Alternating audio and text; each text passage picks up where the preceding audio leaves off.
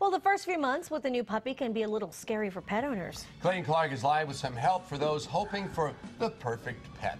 Good morning, Clayton.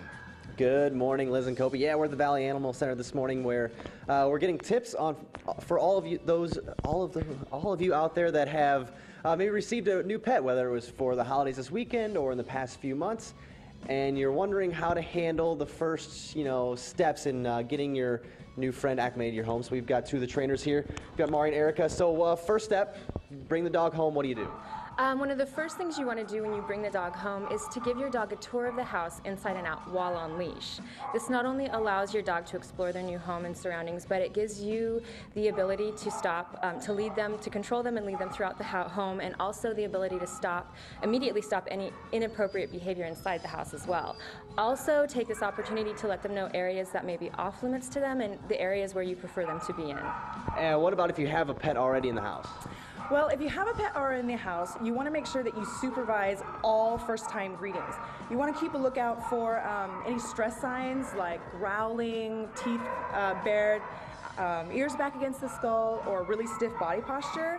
And if you see any of these signs, you want to make sure to remove the new dog and try introducing them again later. And also remember that if you have an existing dog or dogs already, to purchase all the necessities for your new dog before you actually bring that dog home, such as a water bowl, food dish, bed. That way, if you expect them to share these things, then you can have an issue over dominance or a battle over which dog has more control, especially for dogs already residing in your home. And is there should you be concerned right away if the symptoms you see step up, if there's teeth flaring or anything like that? Not really, because if you adopt a new dog, they've probably been in their previous environment for a while, so it takes a while for the transition process to go from their previous environment to their new home environment. And sometimes it might take up to a couple weeks for your dogs to get acclimated to each other. So just don't be concerned, just keep trying, and slowly but surely they should be able to figure out their own little hierarchy, I guess you could say.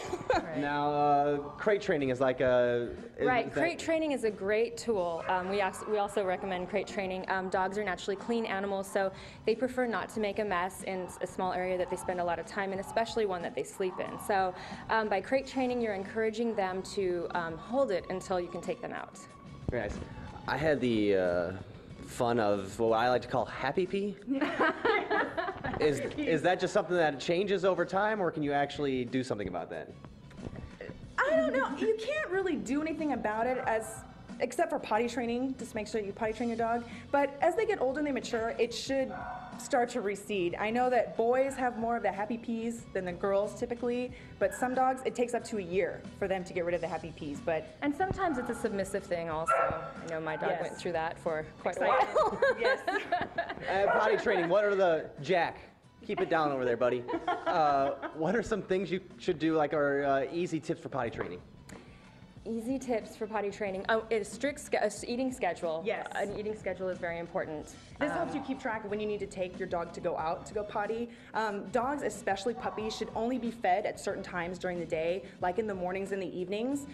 If you have food readily available to them 24/7, then it's really hard to keep track when to take them out to go to the bathroom. And sometimes take them out right after each meal, right after a nap or a heavy play session, and of course first thing in the morning and before you go to bed. And when you do take them out, it's recommended to take them out on leash, so that way they focus on the task at hand, not become distracted or begin to play, and you actually can kind of lead them to the preferred potty areas of the yard, and make sure to give the command once they begin to go. And always remember to reward and praise after they've gone, so that they can not only associate the command to the action, but positively associate going potty outside as well. Yes. One thing that I know is very important to tell those of you who are potty training out there, we as trainers believe to be more proactive. It's a lot more effective than being reactive.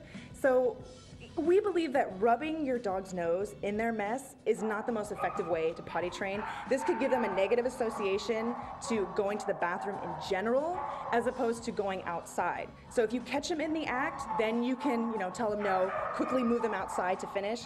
But if you just come across a mess, it's best to just clean it up and keep a better eye on your pet next time. All right, keep an eye on the pets. A lot of tips. Seem to have lost my pet, but we'll find him. And for all those new pet owners, stay tuned. We've got a lot of great tips to help make the transition into your home a happy one, Liz and Kopi. And Very important. He needs to find Jack because in the past, Clayton's been at live shots and people have tried to adopt his pet. Yes. Yeah. Be careful. Well, he'll save a lot of money on food. Yeah, but Jack's a member of the I know, family. I It's know. Jack Clark. That's right.